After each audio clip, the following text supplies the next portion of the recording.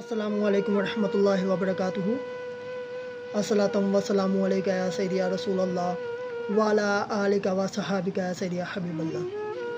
जैसा कि आप तमाम अहबाब को मालूम है कि अय्याम अहले बैत अलैहिमुस्सलाम चल रहे हैं। वो घड़ियाँ जिन घड़ियों में आका अलैहिस्सलातु वस्सलाम के घराने ने बहुत ही जुल्म और सख्तियाँ बर्दाश्त करने के बाद जाम शहादत नोश फरमाया।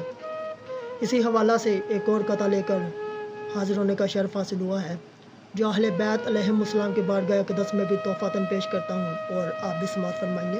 सीने में बर्छियाँ हैं गले पर भी तीर हैं, सीने में बर्छियाँ हैं गले पर भी तीर हैं, बाजू कटे मगर सभी जिंदा ज़मीर हैं। मतलूब दीन हक़ पे शहादत हुसैन को, मतलूब दीन हक़ पे शहादत हुसैन को, ये राह हक़ पे कट गए रब के सफ़ीर हैं। अस्सलामु अलैकुम वरहमतुल्लाहि वबरकातुहू। अस्सलाम या हुसैन इब्न अली अलैहिमुस्सलाम।